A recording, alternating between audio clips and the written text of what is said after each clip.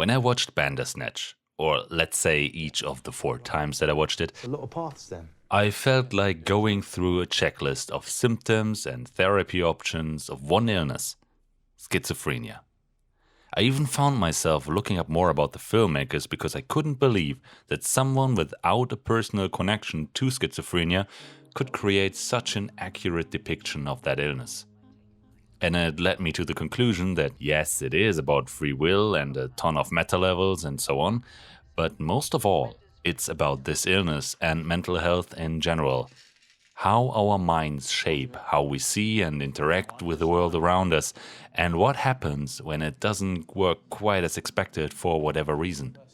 But let's go step by step. Okay, well, let's try to pick it apart logically.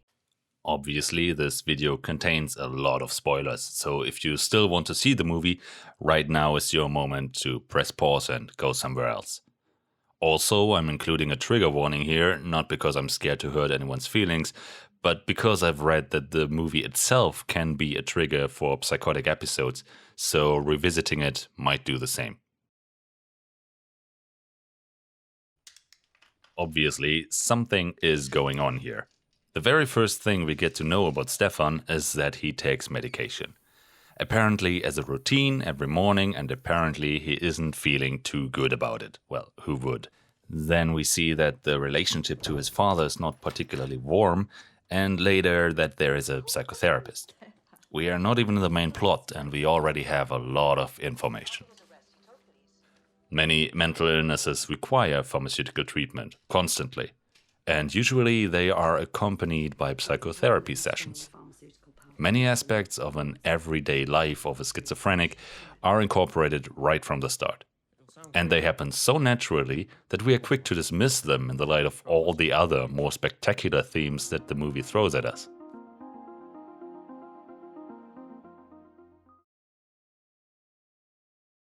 A stable social environment is among the best therapies a schizophrenic can get, but it puts everyone involved in a stressful place, creating tensions and difficult situations, so naturally the father has to be the antagonist fighting against the illness.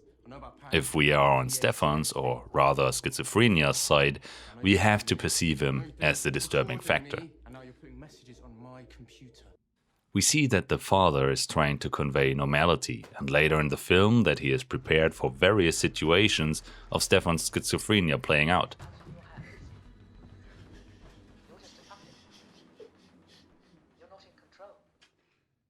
He's quick to bring in Dr. Haynes, maybe because he is quickly overwhelmed by the situation, but I think he also realizes the importance of professional help. And he seems to be hurting, rather silently but clearly visibly in some shots. Stefan! Mental illness of a family member does affect the closest social environment, and this is portrayed very nicely here. You also see that he is doing an effort to always keep his composure. He is never really shocked by what is going on and tries to react with understanding for whatever happens or means to calm the situation. He's putting his ego aside, despite the hostility that he is facing sometimes, which kinda makes him the silent hero of the movie, if you ask me.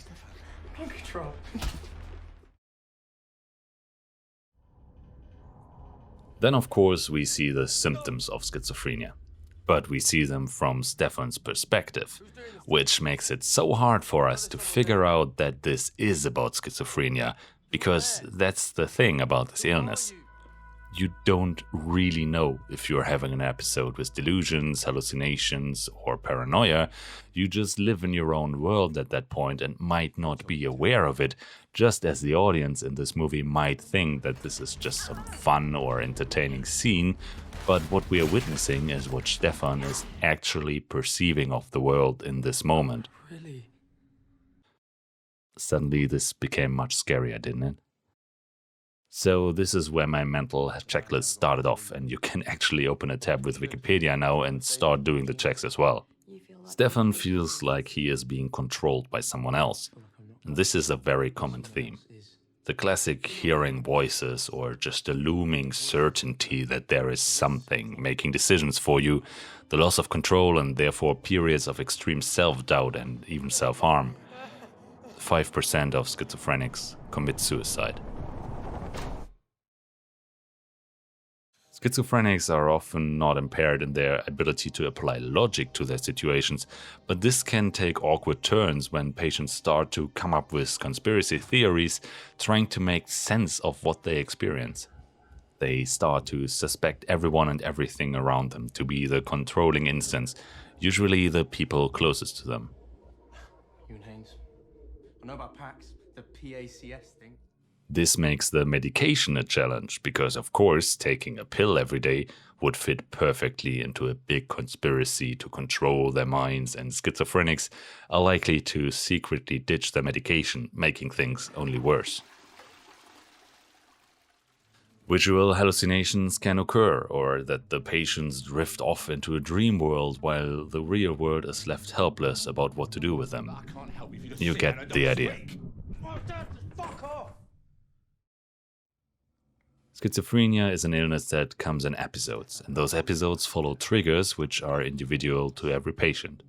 You actually find online communities of patients in which there are warnings not to watch this very movie because it can be a trigger itself.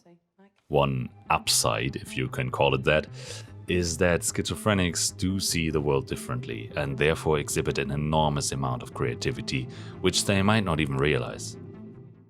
This is picked up by the movie in different ways, the most obvious being that Stefan is creating a completely new concept for a video game. Also, the author of the book, Bandersnatch, is portrayed as someone who lives in the limbo between madman and genius, and Colin shows similar symptoms. A different aspect is that schizophrenia is likely caused, at least partly, because of genetics. When we see Pearl working on the movie later, the movie gives us the hint that she might have picked up some of those genetics from Colin. We've seen Stefan take medication. Those capsules are most likely some antipsychotic like haloperidol, which was the standard in the past and has been replaced by more advanced molecules by now. It interacts with a whole load of receptors in the brain, most notably dopamine receptors. This is helping with the delusions and hallucinations, but also this is responsible for quite a notable side effect: tremors and nervous muscle movements. Given the evidence in the movie, I feel like haloperidol or an equivalent is quite a safe guess, as this side effect is not too common with other medicine. I'm upping the dosage slightly. The more obvious part of the therapy are the visits to Dr. Haynes, who applies some typical methods. She asks Stefan to deconstruct things logically, which make the movie drift into a comedy at some point, but only for us. Stefan is actually seeing all of this happening, while in reality he probably attacks an unsuspecting Dr. Haynes for real and ends up hospitalized or worse. Schizophrenia affects the patient in every area of his life, so Dr. Haynes is actually interested in his professional endeavor, probably seeing it as something that can give him stability. She's trying to encourage him, always looking forward and trying to shift the focus away from the illness to his actually bright outlook. This is hinted upon when we do one of our very first choices, which for most of us ended the movie very quickly. When we agreed to write the game in the office, which is a somewhat stable environment, well, then the movie ends for us and the illness does not act out.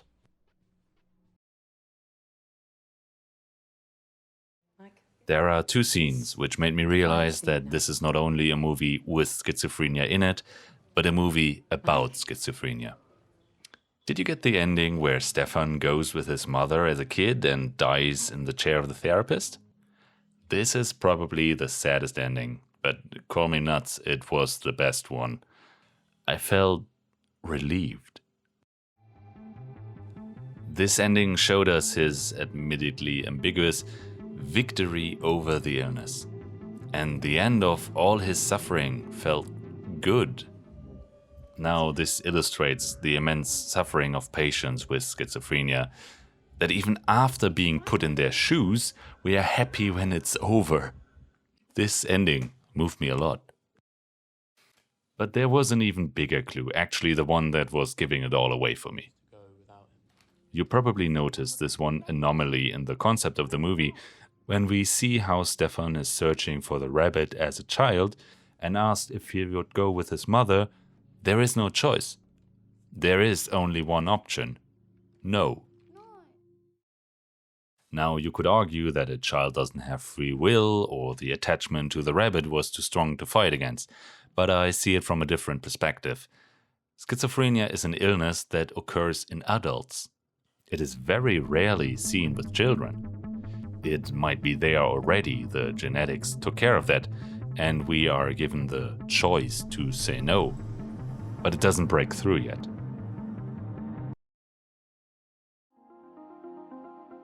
All of this is entertaining, shocking, sometimes fun to watch, and to see Stefan react to our decisions, sometimes even fighting them, creates interesting situations and meta conversations.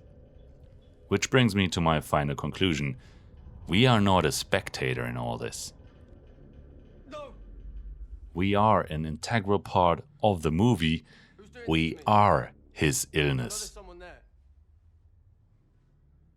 Who's there? We are the schizophrenia. Who are you? And what we are seeing in the movie is Stefan fighting against us. Are you coming or not? When he is a child, we have no say. When he takes his medications, the movie is over. So we, his schizophrenia, are playing to survive with him in his head, naturally escalating the situation further and further, being rewarded with a great score of his video game, which in the end is our doing, the more we mess with his head. And is it a happy ending? Well done, Black Mirror. Well done. And that's great.